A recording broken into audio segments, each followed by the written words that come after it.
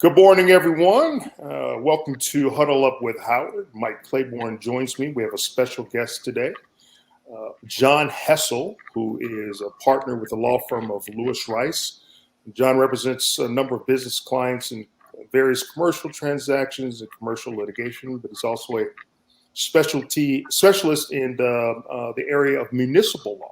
But John has a very unique perspective because he's been very close to the lawsuit involving the St. Louis Rams departure to Los Angeles, the NFL, in the case against Stan Kroenke and the other NFL owners. And John, we want to welcome you to Huddle Up with Howard and tell us a little bit about what else you've been doing in life outside of spreading this good, knowledgeable information about this whole lawsuit. Well, it's a pleasure to be here. Seriously, two Hall of Famers. So what the heck? How can I turn this opportunity down? You mentioned my specialty. He's already invited back.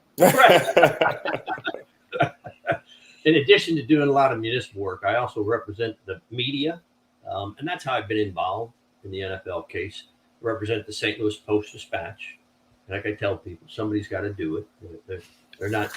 The reason I like representing the Post-Dispatch is I tell them that I think the public dislikes them more than lawyers. So it's good to be hanging around with them. But life is good. We're still working. So everything's good here. Well, fantastic. You have been you've been very close to this Rams case, and I know there's been a number of developments that we've been seeing in the media of late. Can you bring us up to date with where this lawsuit stands? There have been a number of developments, very recent developments. Let's back up a little bit. Let's all remember that some time ago, the defendants, the NFL and the owners, moved for a summary judgment. And what that really means is that based upon it's facts that are uncontested, they claim that they were entitled to have the case dismissed against them. Judge McGraw wrote a rather lengthy opinion indicating that summary judgment motion was denied. He has determined, and we almost have to go back, that the claims filed by the plaintiffs, which is, we all know, is St. Louis Regional Convention and Sports Complex Authority, the city and the county, that their claims are valid. And they sued for breach of contract. They sued for unjust enrichment. They sued for fraud, and they sued for tortious interference. Again, I don't want to get into the weeds from a legal standpoint, but as we all know, there really wasn't a contract between those plaintiffs. I'll just call it the St. Louis Convention Center for abbreviation purposes, and the city and the county and the NFL. There wasn't any such contract. And there was an agreement, a lease agreement, as we all know, with the Rams. But the theory that the plaintiffs have come forward with is that they are third-party beneficiaries of the agreement established by the relocation policy. And that's really the linchpin to this whole lawsuit, is whether or not the relocation policy, first off, whether or not it was followed. And then secondly, the second argument that the defendants, the NFL and the clubs, have argued is that policy is really not a policy for anybody but us. It's sort of a guideline for us so that the owners would have a better understanding as to how they should vote when they get into these meetings on these kinds of issues. And the interesting part from the motion for summary judgment that the judge issued was that no, it has been established through statements made by Roger Goodell and by Eric Grubman that these policies are important to the cities, not just the league owners. That as a result of that, the cities are a third-party beneficiary of the contract. So you have an obligation to these third parties. And I also read recently, which I hadn't seen in the lawsuit, but I read recently that there was, back in 1999, there was a U.S. coalition of large city mayors, and I'm familiar with that coalition, and they actually participated in hearings before the Senate and Congress, along with then Commissioner Tagliabue, and they testified, and Commissioner Teglibu testified that a relocation policy guidelines had been established with the mayors of the large cities. And that's significant because I don't know how they're ever going to be able to avoid those kinds of statements where it's clear that these aren't just guidelines that can be ignored by the billionaires that own the teams. They are an agreement that you follow these guidelines because cities have invested millions and millions of dollars in time into this team and that they have a rightful claim to these. So that has been the linchpin. And again, the discovery process really connected a lot of these dots, if you will. As I understand it, and again, I want to emphasize that I don't have privy to a lot of information. Bob Blitz I'm proud to say he's been a friend of mine for over 40 years. I know Ed Dowd, I know Jim Bennett, I know on the NFL side, I know Jerry Carmody on the NFL side. So I know all the players in the game. That we talk, but we don't ever talk about the lawsuit per se. And I've gained no information from them whatsoever because they're under an order that they can't disclose any information. But, I'm a sports guy as well as a lawyer, so I've been following this lawsuit, and it is fascinating from a legal standpoint as well as from a sports standpoint. So that's the underlying premise, and I think the owners always thought that they'd be able to avoid getting in front of a jury by arguing that these are our policies. We'll follow them. We wrote them for ourselves. We'll follow them when we want. We'll ignore them. We'll change them. We'll make them up as we go along. But the evidence is established that that's not true. And keep in mind, you go all the way back on the Oakland Raiders, who were involved in lawsuits back in the 80s when they wanted to move. And now you get all this testimony. And part of that is because the NFL has been avoiding being subject to the SEC regulations and some of their business practices. And I have been able to trace back why Tagliabue and the representatives of the large cities were testifying before Congress, but I suspect it was related to SEC regulations and whether or not they're going to continue to be exempted from that. So it is just a fascinating story. It's based upon the limited information I have on the discovery, primarily based upon the judge's order. They have established through discovery that when David Peacock and Bob Blitz were trying to get a stadium in place so that they would not be able to relocate, that there were a lot of emails going back and forth between particularly Jerry Jones, Stan Kroenke, and others that were clearly planning, no matter what St. Louis was going to do, they were planning on moving the team. And that is obviously a significant discovery. I also read that, keep in mind, back then, was it the Raiders and the Chargers were proposing a stadium in Carson, California? Mm-hmm. Right.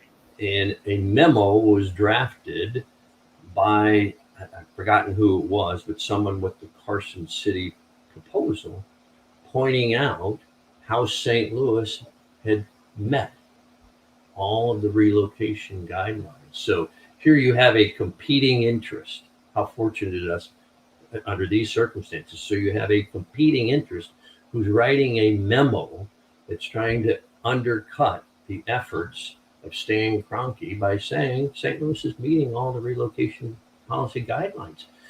We should be the ones that are allowed to go forward, not Stan Kroenke. Again, that is a very, very significant memo, and that was cited by the court, and I can see that evidence coming before the jury. Fascinating.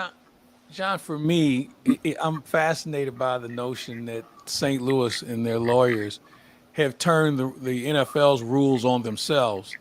But with that said, the NFL appears to be dug in, and they're looking for a fight apparently, and maybe because they won in a lot of different courtrooms in the past, they feel like they can win this one as well. What other leg does the NFL have to stand on other than saying, well, these are our internal rules, not meant for the general public? What else do they have to stand on?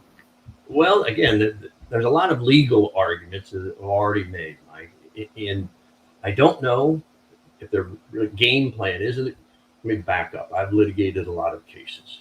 And you always have the legal arguments that you make before the judge. Then you have the factual arguments, those that will appeal before the jury. Because once you get past the legal arguments and you've protected your record for purposes of appeal, if you're denied, now you have to come up with a game or a theme that's going to resonate with your juries. Citizens of the city of St. Louis are going to be sitting there deciding. And I got to admit, I don't know what their game plan is going to be because they've already shifted.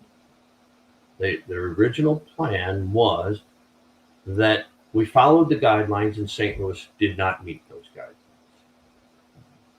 Based upon discovery, they have now shifted that and said, well, the guidelines really don't apply. So I'm going to assume that they're going to argue to a jury that they're just guidelines. They really don't apply. Go back to the dome and argue that St. Louis didn't deliver on its promises to improve the dome. And, that factually, that's true. We didn't measure up to those terms of that bad lease that was entered into back in 1995. But aren't we talking apples and oranges, though? Well, with regard to the stadium compared to them following their rules? I should put a black robe on you, Mike Claiborne. Judge Claiborne. That is absolutely right. The argument will be that lease doesn't mean anything anymore. Yeah. So if I'm representing the plaintiffs, I'd object to keep all that out. That has nothing to do. That's a long way of answering a very good question. The short answer is I don't know what the defense is going to be by the NFL owners. And I will disagree with you, Mike. I don't think that the owners have dug their heels in at all on this case, particularly in light of and I'll go back to Howard's question. What's the most recent thing that happened? We know that last week, the owners had a meeting. And I know that going into that meeting, there were several owners who were contemplating whether or not they would hire separate counsel. So they would distinguish themselves from the Rams because they've got a sense that Stan Kroenke is not loved in this city. So they want to distance themselves from the Rams and Stan Kroenke. And I know that discussion was taking place, and we can talk about that a little bit. But I have been informed through reading a lot of this. In fact, there was an ESPN story about it where Stan Kroenke, let me back up. You remember when the Rams were allowed to move, a condition was that Rams and Stan Kroenke had to sign an indemnification agreement. What that means, as we all know, is I'm going to hold you harmless to the extent that Mike and Howard, if you're sued, I'm going to defend you. I'm going to pay all the costs associated with that lawsuit so that you shouldn't worry about this threat of a lawsuit. I got your back. Okay?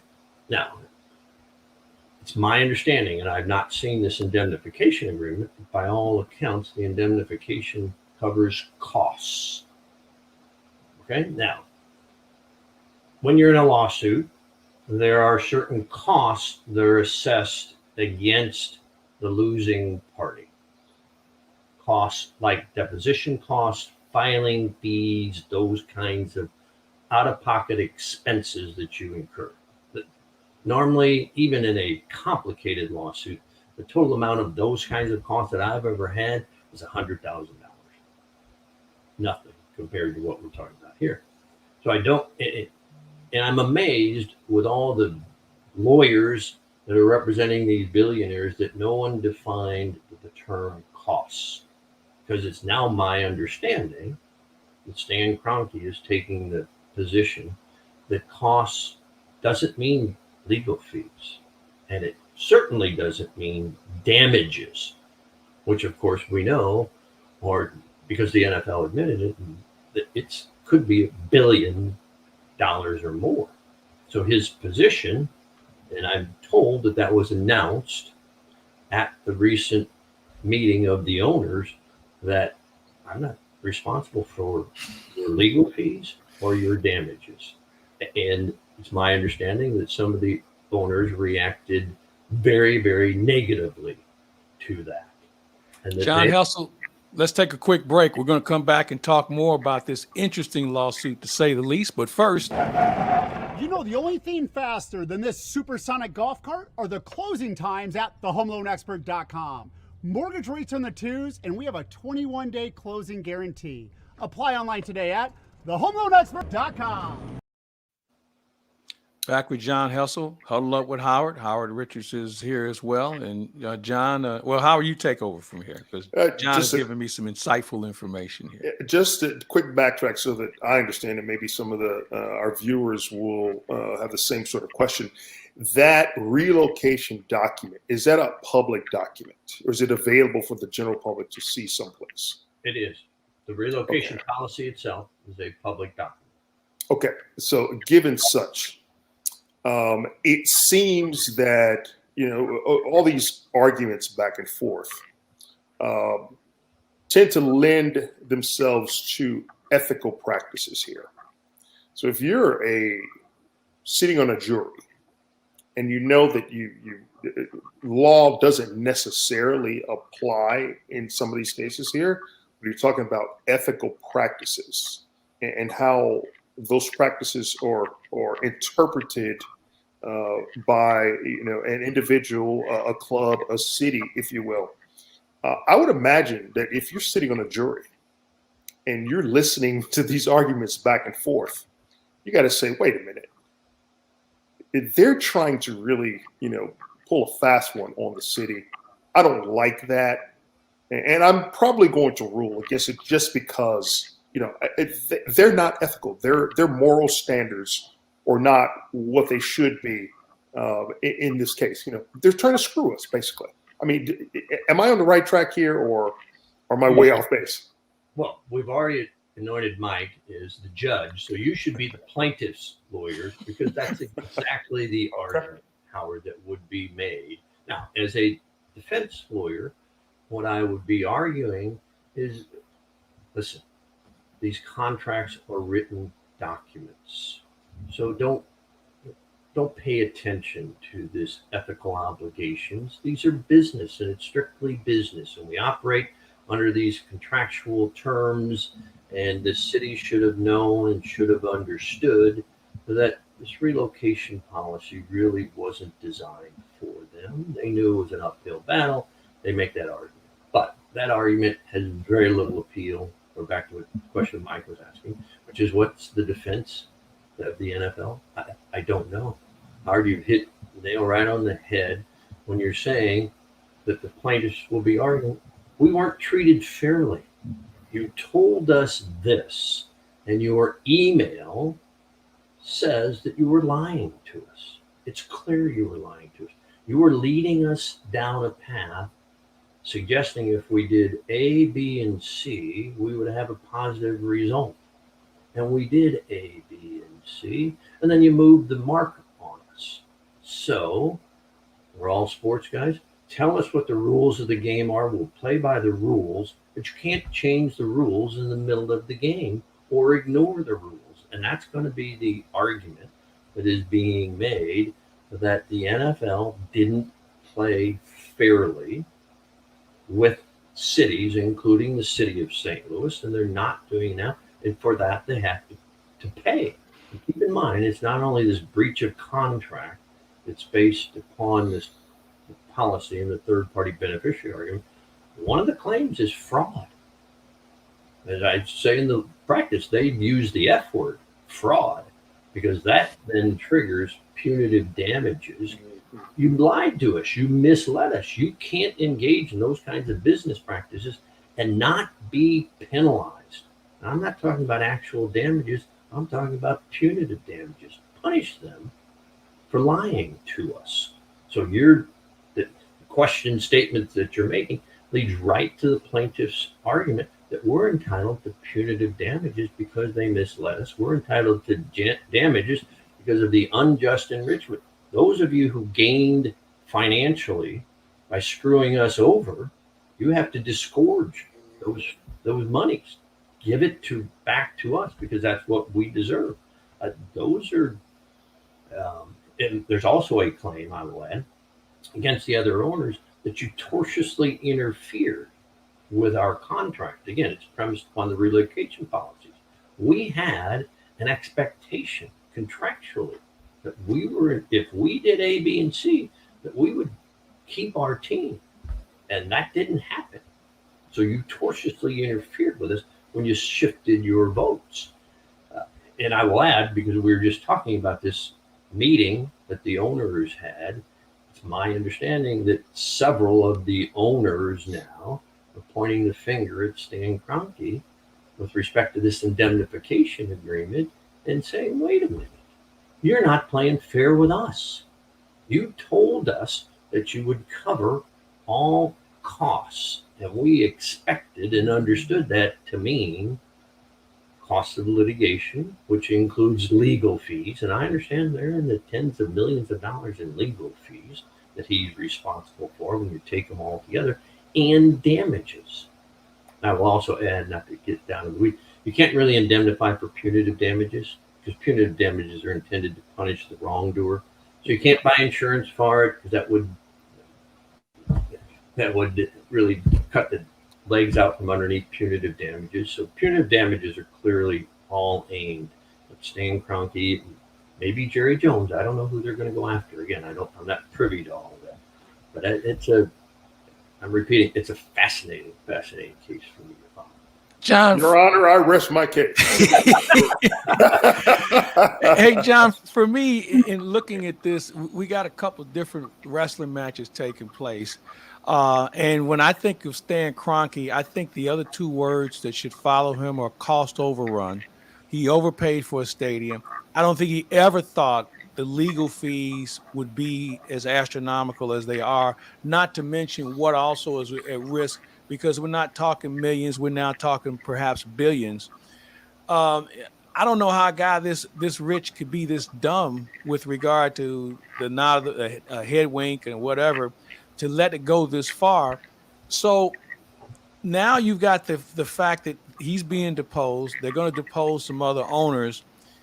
And these guys aren't used to being deposed in this situation. And if God forbid, if they get it to a witness stand in public, it could be even more interesting because other information that they probably don't want released to be out.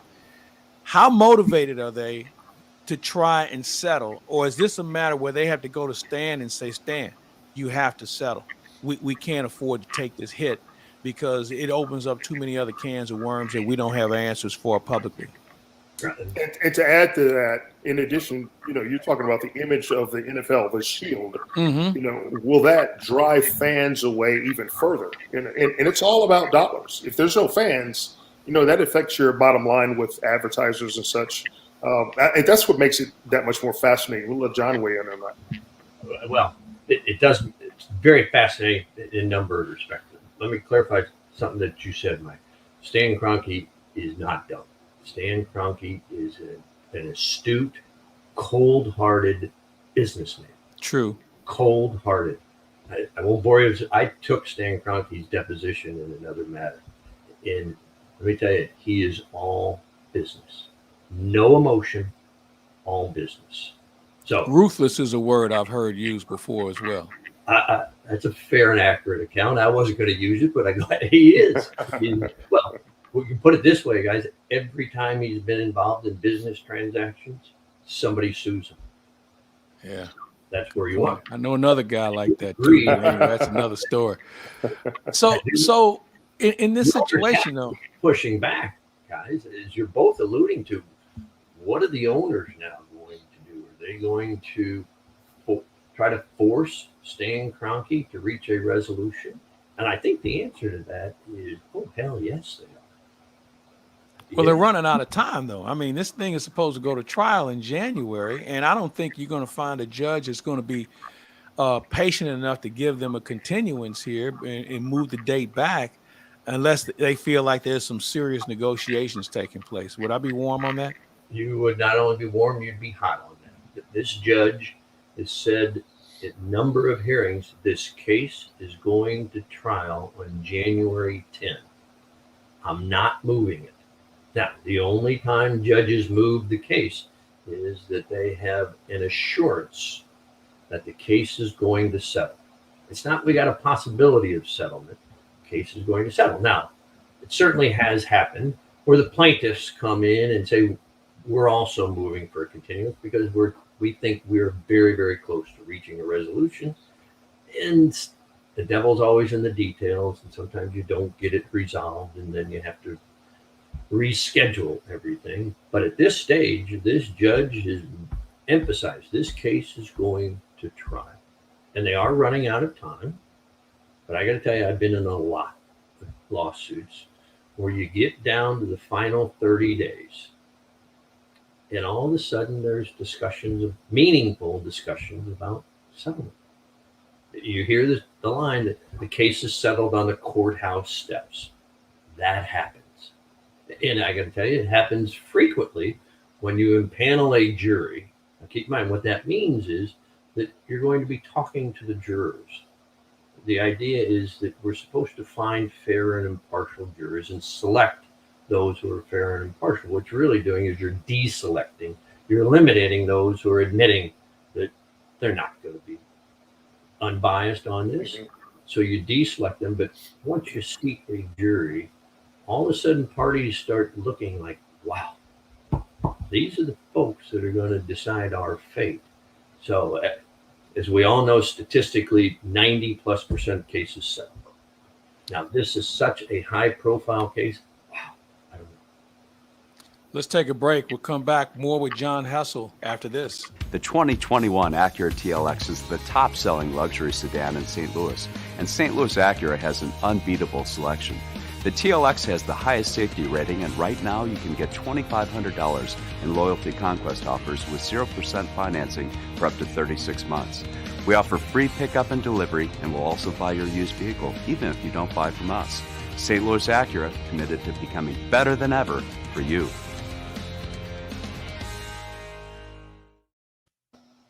Hey, John. So continuing this discussion about settlement, there's lots of discussion about what a settlement means. Does it mean a monetary settlement, in excess of $1 billion? Or does it mean that in lieu of shelling out $1 billion to the city of St. Louis and other entities, would the NFL be inclined to award yet a third franchise, NFL franchise, to the city of St. Louis? What's your opinion on that? Well, before you answer that, John, wouldn't they have to offer 2 franchises, Howard, to make sure they have the even number of teams? So there could be another city lurking out there that may be tapped on the shoulder to say, hey, we think your city is a great place to have the NFL. So go ahead, John. Well, while we're looking into my very cloudy crystal ball and trying to predict what a settlement would look like, Howard, you're right. First one, and it sounds easy, but the first one is awarding $1 billion. I'll just use $1 billion. Of course, with that, who's awarded what? What are those funds going to be used for? Wow, that would take a lot of discussion. So let's move over to the other one that's more fun to talk about, which is, would they award a franchise to the city of St. Louis? Or would they move a franchise that currently exists that happens to be in Los Angeles, it really doesn't necessarily want to be in Los Angeles, the Chargers, and move? Could that happen? I don't know. That, to me, and again, my crystal ball is very cloudy. This is just me making stuff up as I go along. That is a more realistic possibility than awarding the city of St. Louis a franchise. Because if you award me the franchise, what am I going to do with it? Who's going to run the team? Exactly. What are the finances going to look like 10 years from now, 20 years from now, in perpetuity? Who am I going to surround myself with that's going to have the organizational structure to make this a very, very viable franchise? And then, where am I going to practice? Where am I going to play?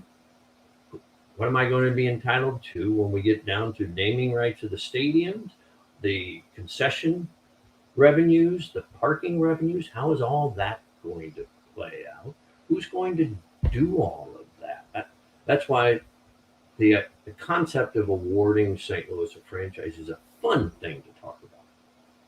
Now, it's my understanding that just within the last couple of days, I think talk of the possibility of the Chargers moving to St. Louis is maybe going out the window, because on social media, it was announced that they're building, they being the Los Angeles Chargers, have designs and plans, and I saw them, to build a new headquarters and practice facility in El Segundo, just outside of LAX in the Los Angeles area.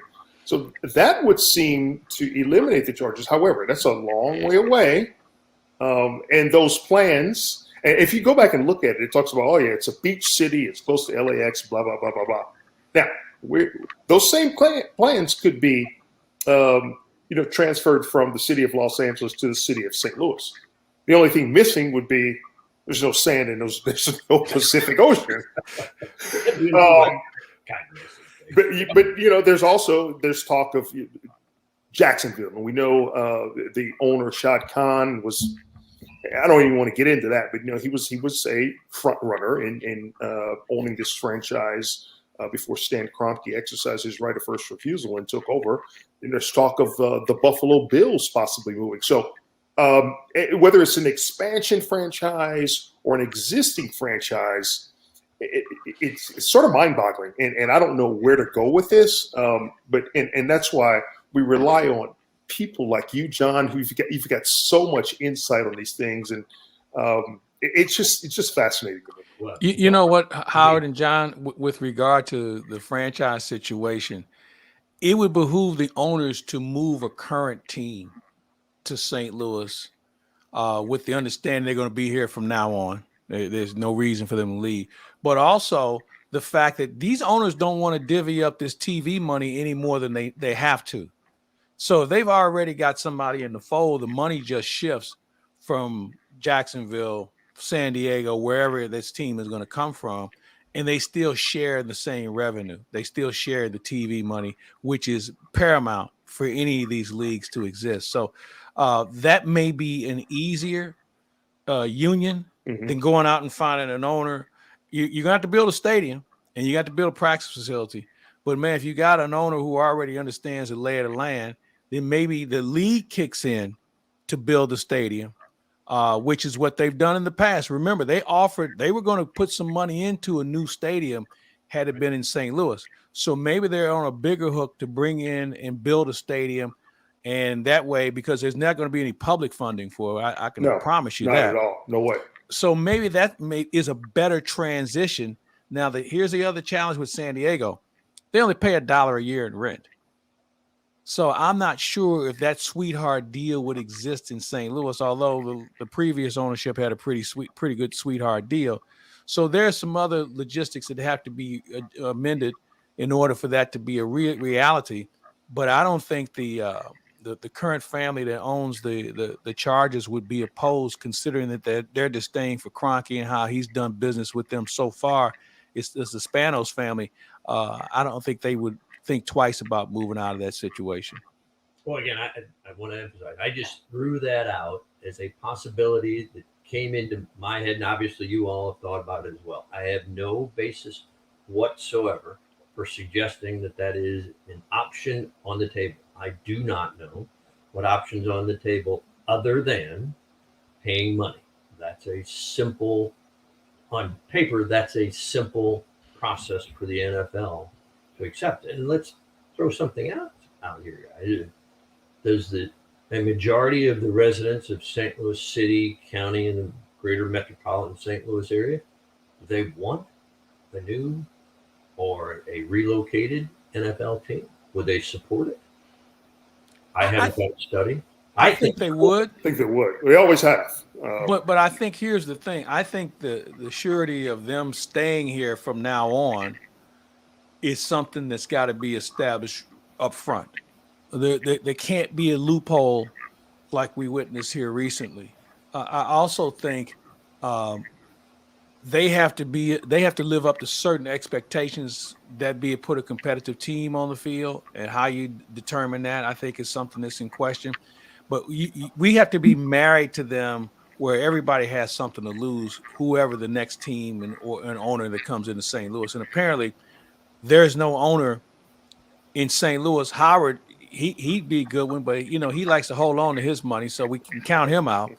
But the point is, we don't have someone with those sort of dollars that's willing to spend that kind of money in order to maintain a credible NFL franchise.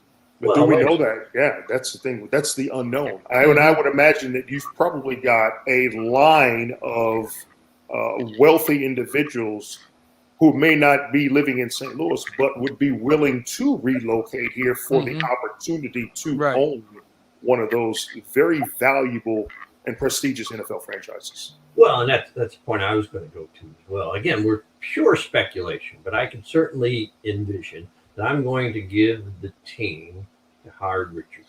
Now, Howard, you don't have to put any money up front. You don't have to pay any fees to join. So I just saved you $500 million, and I'm going to build you a stadium. I'm going to build you practice facilities.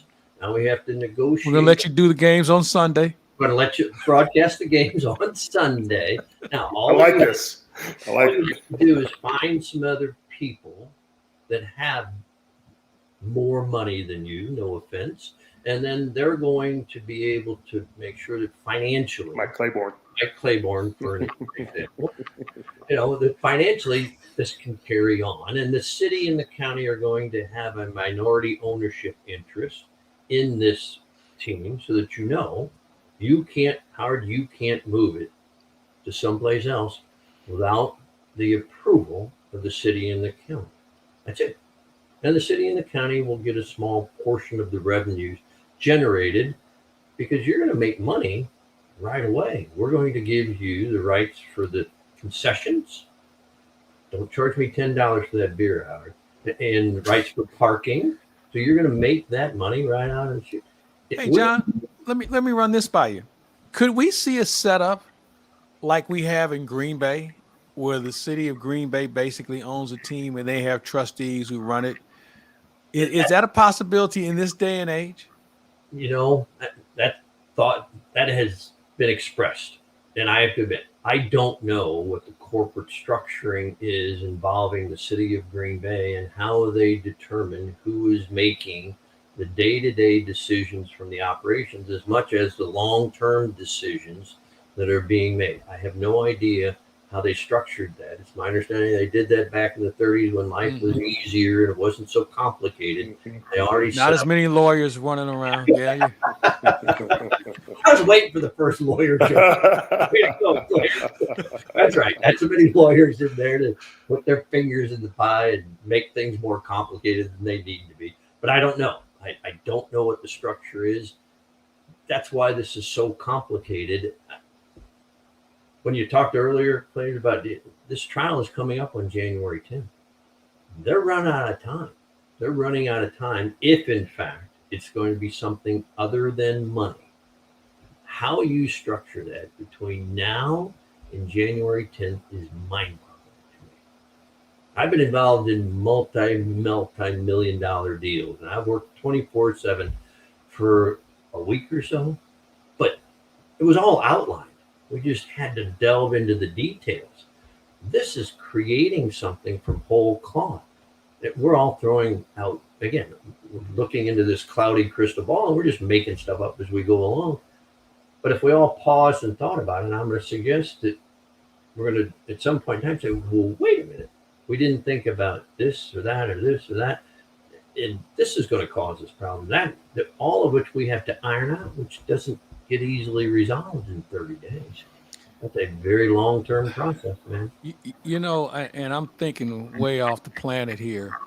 I think because of the time constraints, they put an initial deal in place with the opportunity to have reopeners every other year, because this is such a maiden voyage for everybody that there's going to be some tweaking that will need to take place.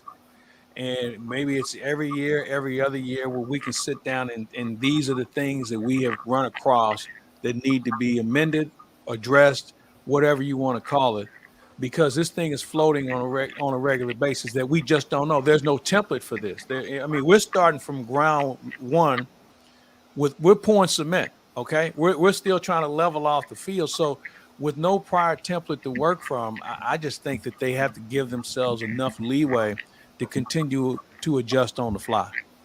That, Mike, and keep in mind, if I'm an owner, I'm thinking, what dangerous precedent have I now set? Yep. And let's go back. How do you throw out moving perhaps the Buffalo Bills or the Jacksonville Jaguars? Don't you think the good people of Buffalo and Jacksonville are going to scream?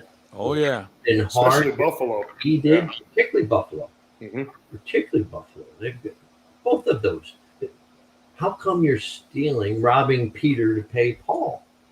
And now what have we set in place? That's why, again, I threw out the Chargers just because it's kind of an easy pick. As we said, the Spanos family and the Cronkies are not getting along. But the Spanos, they've got a heck of a deal going on. Not only do they only pay $1 in rent, they were able to establish the price for the PSLs. Mm-hmm. So when you spend thousands of dollars for a PSL to go to watch a Rams game, you're spending $20 to $100 to buy a PSL for the Drums away. So they've got a pretty good deal the way it is. Anyway, it's all speculative. I'm just fascinated as to where this case is going to go.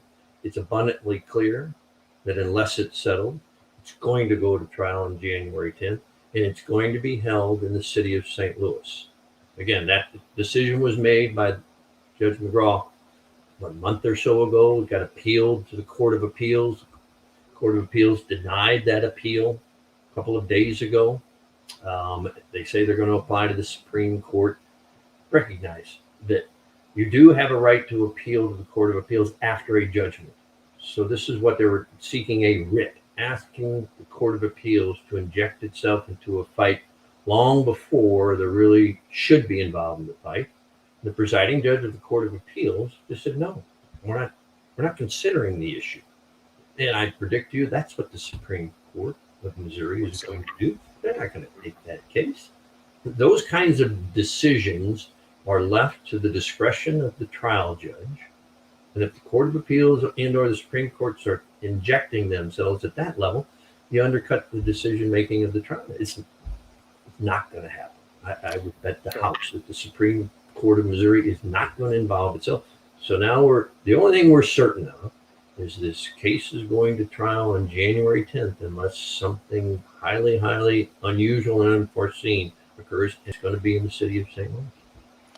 Well, John, we could go on and on about this, and we will, because I think as we get closer, we're going to learn more about this. But before we let you go, gut feel, trial lawyer, you've been at this a long, long time, and while this may be the most unique case you've ever encountered, give me your feel on where we stand on January 8th. What do you think can happen?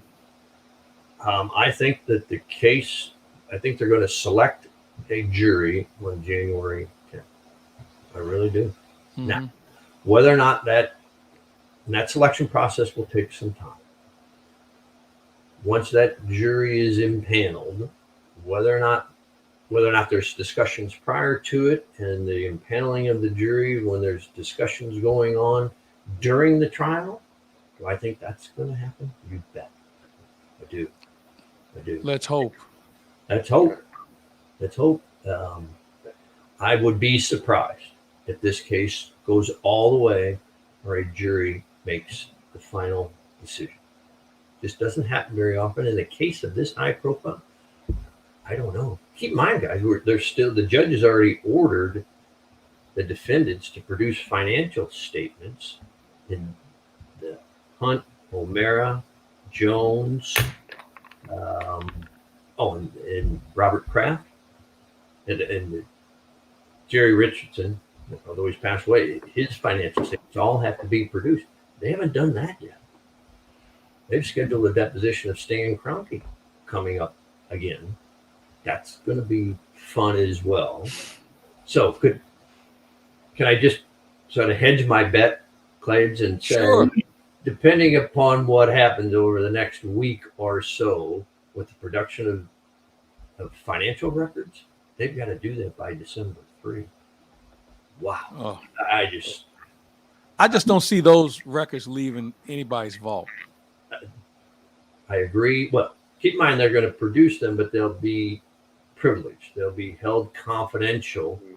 And what the rule is, you cannot introduce financial records, financial information, unless and until you've proven your case.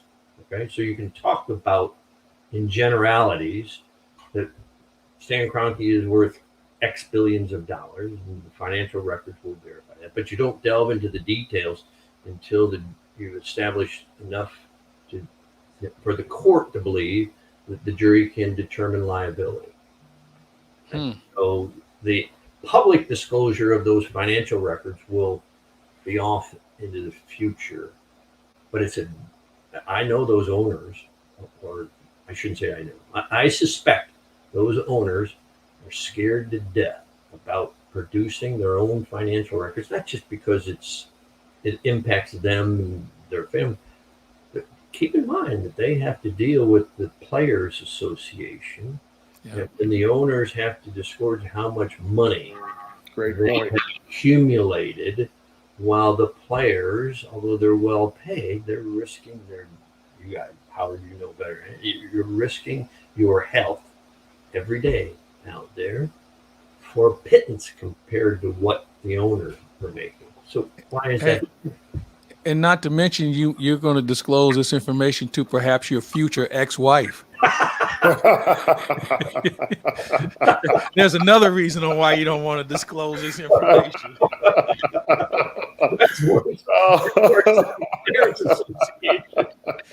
That would be the one thing that I'd be sweating about if I was one of those guys. Oh, that's outstanding. Hey, John, you have been a fantastic guest. I mean, your perspectives and insight, I think, is fascinating, but enlightening as well for our audience. And just want to thank you for taking time out of your day to join us. And you are welcome to come back at any time to join Huddle Up with Howard. You're very kind. Again, as I said at the outset, when two Hall of Famers invite little old me to come visit with them, I'm privileged and honored to be in this group. So I thoroughly enjoyed it. It's fun to talk about, again, from a legal standpoint as well as from a sports addict standpoint. I'm just fascinated by where this is going.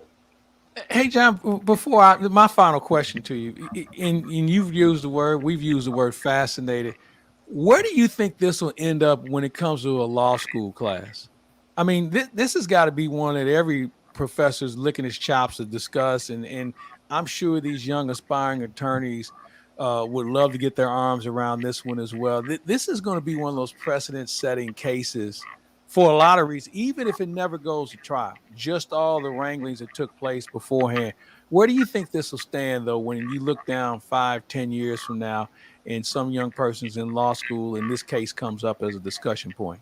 Oh, I think it will be talked about from a law standpoint for decades, perhaps forever. From a sports standpoint, I hope that it's talked about as well, but it's more business than sports related.